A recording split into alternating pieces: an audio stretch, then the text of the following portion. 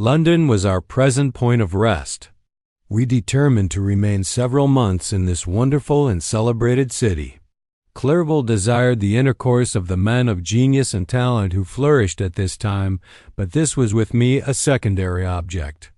I was principally occupied with the means of obtaining the information necessary for the completion of my promise, and quickly availed myself of the letters of introduction that I had brought with me, addressed to the most distinguished natural philosophers. If this journey had taken place during my days of study and happiness, it would have afforded me inexpressible pleasure. But a blight had come over my existence, and I only visited these people for the sake of the information they might give me on the subject in which my interest was so terribly profound. Company was irksome to me. When alone, I could fill my mind with the sights of heaven and earth. The voice of Henry soothed me, and I could thus cheat myself into a transitory peace. But busy, uninteresting, joyous faces brought back despair to my heart. I saw an insurmountable barrier placed between me and my fellow men. This barrier was sealed with the blood of William and Justine, and to reflect on the events connected with those names filled my soul with anguish. But in Clerval I saw the image of my former self. He was inquisitive and anxious to gain experience and instruction. The difference of manners which he observed was to him an inexhaustible source of instruction and amusement. He was also pursuing an object he had long had in view. His design was to visit India in the belief that he had in his knowledge of its various languages and in the views he had taken of its society the means of materially assisting the progress of European colonization and trade. In Britain only could he further the execution of his plan. He was forever busy, and the only check to his enjoyments was my sorrowful and dejected mind. I tried to conceal this as much as possible, that I might not debar him from the pleasures natural to one who was entering on a new scene of life, undisturbed by any care or bitter recollection. I often refused to accompany him, alleging another engagement that I might remain alone. I now also began to collect the materials necessary for my new creation, and this was to me like the torture of single drops of water continually falling on the head. Every thought that was devoted to it was an extreme anguish, and every word that I spoke in allusion to it caused my lips to quiver and my heart to palpitate. After passing some months in London, we received a letter from a person in Scotland who had formerly been our visitor at Geneva. He mentioned the beauties of his native country and asked us if those were not sufficient allurements to induce us to prolong our journey as far north as Perth, where he resided. Clerval eagerly desired to accept this invitation, and the first, although I abhorred society, wished to view again mountains and streams and all the wondrous works with which nature adorns her chosen dwelling places. We had arrived in England at the beginning of October, and it was now February. We accordingly determined to commence our journey towards the north at the expiration of another month. In this expedition we did not intend to follow the great road to Edinburgh, but to visit Windsor, Oxford, Matlock, and the Cumberland Lakes, resolving to arrive at the completion of this tour about the end of July.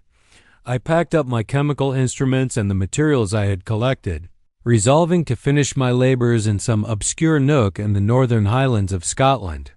We quitted London on the 27th of March and remained a few days at Windsor, rambling in its beautiful forest. This was a new scene to us mountaineers.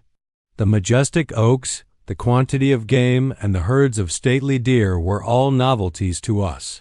From thence we proceeded to Oxford. As we entered this city, our minds were filled with the remembrance of the events that had been transacted there more than a century and a half before. It was here that Charles I had collected his forces. This city had remained faithful to him after the whole nation had forsaken his cause to join the standard of Parliament and liberty.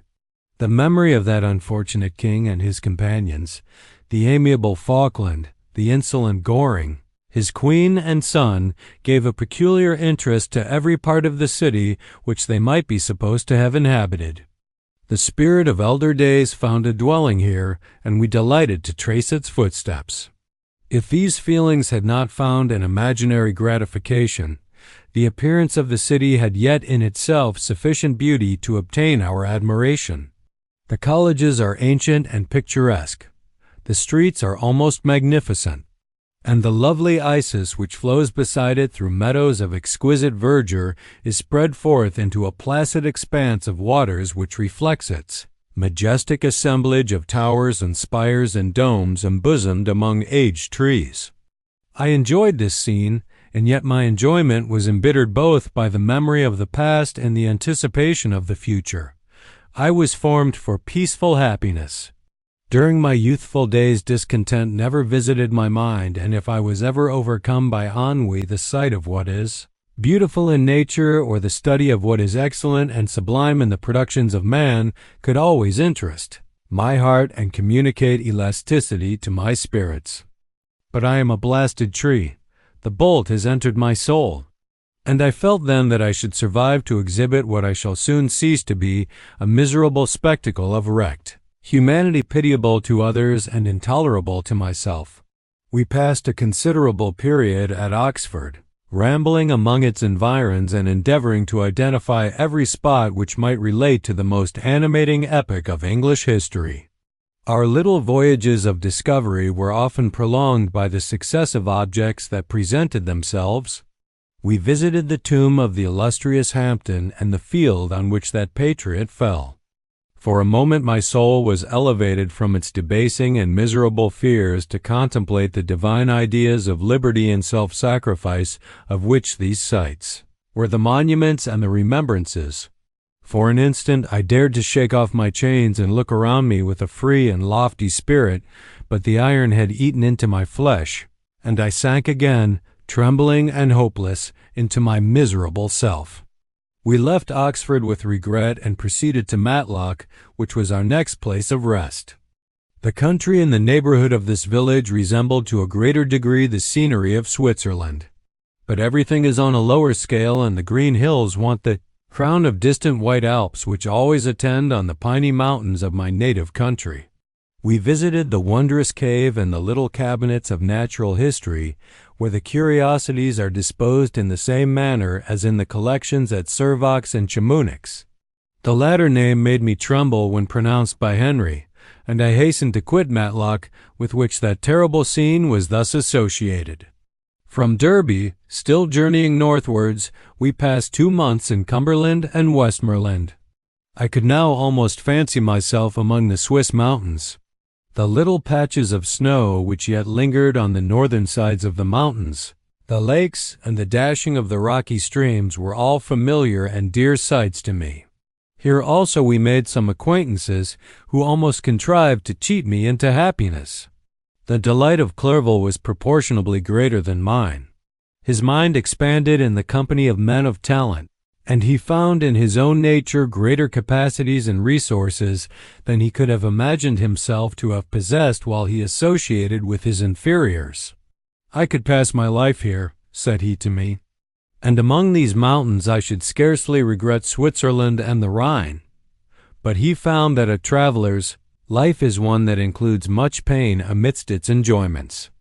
His feelings are forever on the stretch, and when he begins to sink into repose, he finds himself obliged to quit that on which he rests in pleasure for something new, which again engages his attention, and which also he forsakes for other novelties. We had scarcely visited the various lakes of Cumberland and Westmoreland and conceived an affection for some of the inhabitants when the period of our appointment with our Scotch friend approached, and we left them to travel on. For my own part, I was not sorry. I had now neglected my promise for some time, and I feared the effects of the demon's disappointment. He might remain in Switzerland and wreak his vengeance on my relatives. This idea pursued me and tormented me at every moment from which I might otherwise have snatched repose and peace. I waited for my letters with feverish impatience. If they were delayed, I was miserable and overcome by 1,000 fears. And when they arrived, and I saw the superscription of Elizabeth or my father, I hardly dared to read and ascertain my fate. Sometimes I thought that the fiend followed me and might expedite my remissness by murdering my companion. When these thoughts possessed me, I would not quit Henry for a moment, but followed him as his shadow, to protect him from the fancied rage of his destroyer. I felt as if I had committed some great crime, the consciousness of which haunted me. I was guiltless, but I had indeed drawn down a horrible curse upon my head, as mortal as that of crime. I visited Edinburgh with languid eyes and mind, and yet that city might have interested the most unfortunate being. Clerval did not like it so well as Oxford, for the antiquity of the latter city was more pleasing to him. But the beauty and regularity of the new town of Edinburgh, its romantic castle and its environs, the most delightful in the world, Arthur's Seat, St. Bernard's Well, and the Pentland Hills compensated him for the change and filled him with cheerfulness and admiration. But I was impatient to arrive at the termination of my journey. We left Edinburgh in a week, passing through Cooper, St. Andrews, and along the banks of the Tay to Perth, where our friend expected us. But I was in no mood to laugh and talk with strangers or enter into their feelings or plans with the good humor expected from a guest. And accordingly, I told Clerval that I wished to make the tour of Scotland alone. "Do you," said I, "enjoy yourself, and let this be our rendezvous. I may be absent a month or two, but do not interfere with my motions, I entreat you. Leave me to peace and solitude for a short time, and when I return, I hope it will be with a lighter heart more congenial to your own temper." Henry wished to dissuade me, but seeing me bent on this plan, ceased to remonstrate. He entreated me to write often. "I had rather be with you," he said, "in your solitary rambles than with these Scotch people whom I do not know.